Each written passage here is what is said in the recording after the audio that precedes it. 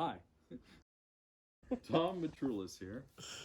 Today I'm going to do a quick demonstration, a very concise, condensed demonstration of how to cut a hip rafter for a 5 and 12 pitch roof. We're going to include the layout and the cutting of the rafter.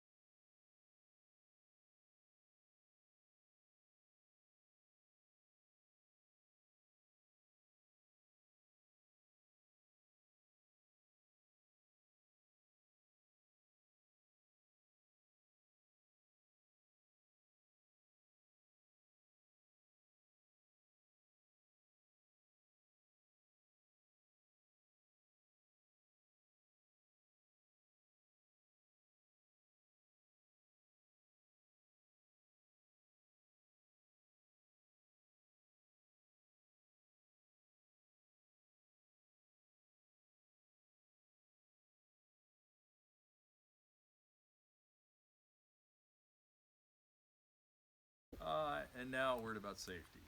A couple things you are required to have in this situation would be eye protection, safety glasses. Secondly, ear protection.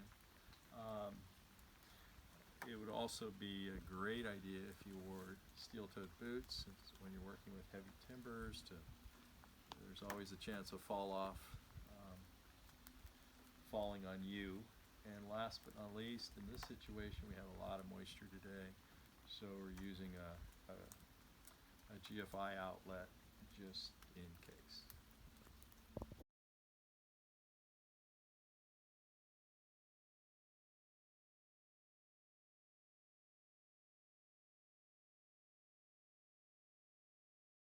Um, Here we are, we're ready to lay out our 5 and 12 hip rafter.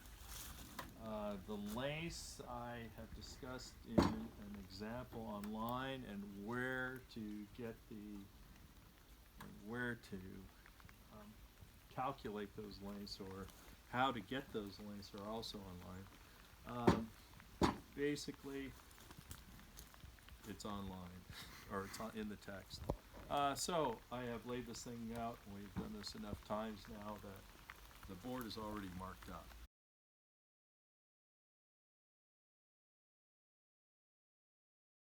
Two things. The first thing I did was establish the theoretical length. So that's the length that includes everything that goes from the outside of the fascia board to the center line of the ridge. Once I've done that, the next thing I do typically, I like a visual aid, as I would say, so I can see what I'm doing. The next thing I have to do is make sure that I subtract half the thickness of the ridge. The ridge is there. I have to subtract half the thickness. So I do that. I measure off 3/4 of an inch. I mark that, and as you can see here, this was the center line of the ridge. Now this is the cut point. I go down to the fascia board, the tail area, and I do the same thing.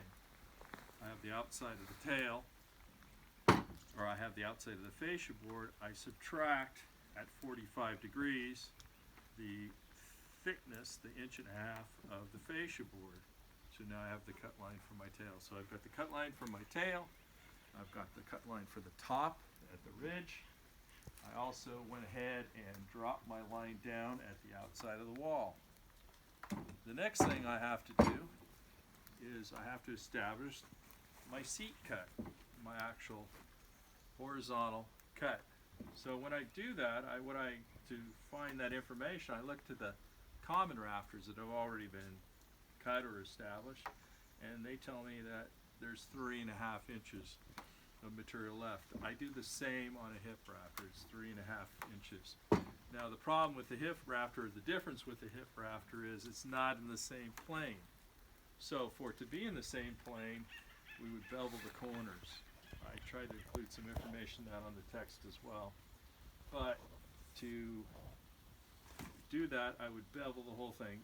The material is only 1.5 inches wide, so what people typically do in this situation, they do something called a seat drop, where they calculate the height of that bevel and subtract it from the material left in the seat cut. So I actually come up like 5/16 of an inch, and that is my seat drop.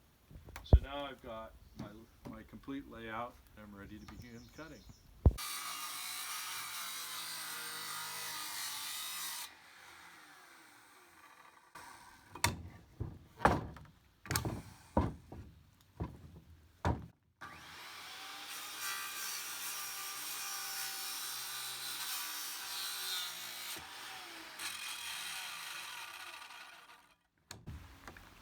Okay, time for the seat cut.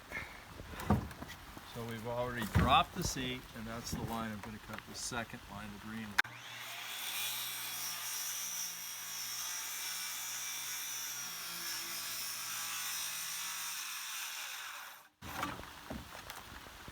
Last line.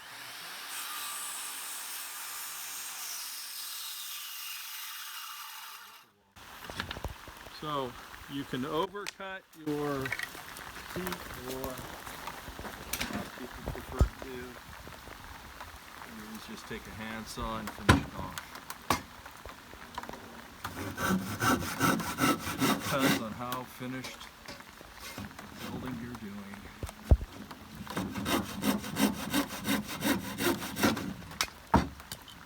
So here's our complete 5 and 12 hip rafter, and it's ready for installation.